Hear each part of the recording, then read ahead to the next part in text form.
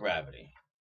Gravity stars Sandra Bullock and George Clooney, and pretty much that's it.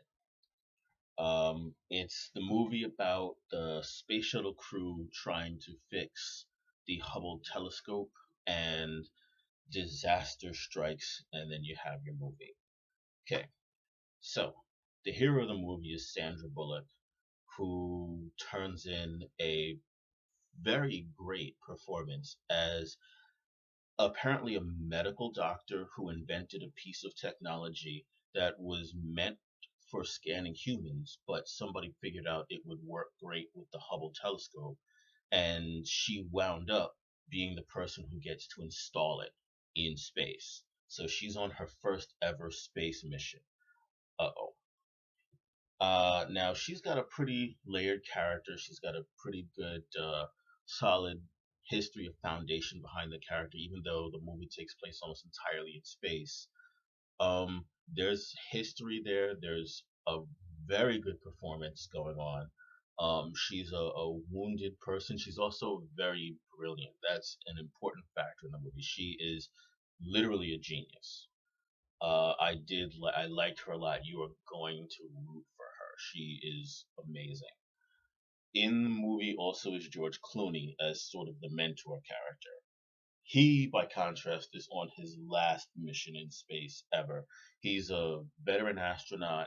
He's not the mission commander, but he's the jock of the crew. He's the one who's trying to break the spacewalk record. He's flying around in a pretty cool jetpack. He's wise. He's cool. He knows what to do. This is a man who knows what to do in a crisis and remains calm.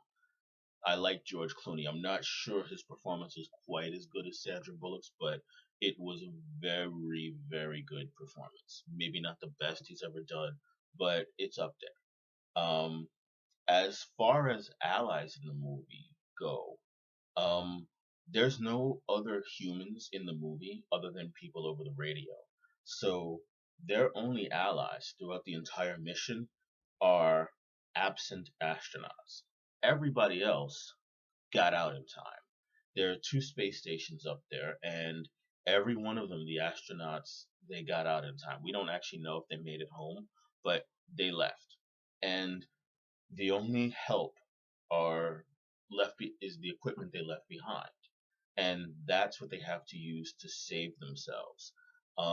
The left behind equipment and the instruction manuals for that equipment, and that's all they have to work with. As far as what obstacles they have to face, oddly enough, gravity is not one of them. There's no gravity in the film, which is making the title either a wrong title or ironic. This movie is mostly about momentum, completely different than gravity. Momentum is huge in this movie. Momentum air and airlocks. There's a lot of airlocks. There's a lot of air. There's lack of air, and as I said, there's momentum. When you get moving and you start to get where you need to go, suddenly you realize that in space there are no brakes, and that is very important in this movie.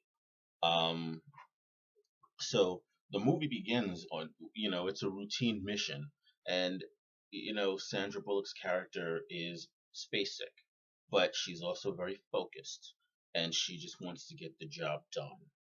Um, then they get told by mission control that there's some debris that has been set in motion by the Russians destroying one of their own satellites. In a chain of events that nobody anticipated, that debris has somehow managed to possibly unrealistically orbit the Earth instead of falling into the atmosphere. So the debris is basically orbiting the Earth really, really fast, and it comes through like a shitstorm, and it just rips everything up.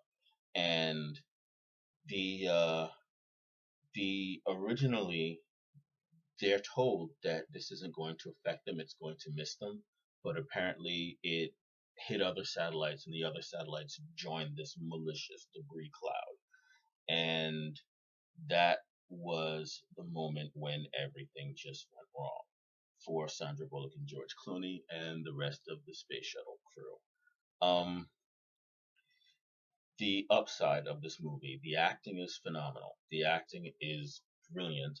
The visual effects are also very good. They look extremely realistic. It's not wow power right in your face like a true sci-fi movie. It looks like they filmed this movie in space. Really does look like they filmed this movie in space, which is pretty cool. It's very thrilling. It has a good story and a good sense of suspense. The downside is actually that despite the fact that the plot is a thriller plot or possibly maybe wavering close to an action movie plot, the movie is directed as a drama. It has the pace of a drama. Everything unfolds as an exploration of Sandra Bullock's character. It's a little slower than you might expect if you heard a description of the movie, but it's actually faster than you would expect if you've only seen, for example, the teaser trailer, which actually did make it look like it's exactly the movie it is. It's about Sandra Bullock's character in the middle of this really exciting crisis. Um, the rating of this movie. Um, Ultimately, this movie is going to wind up at 5 stars for me. Um, I know a lot of people are rating it that high.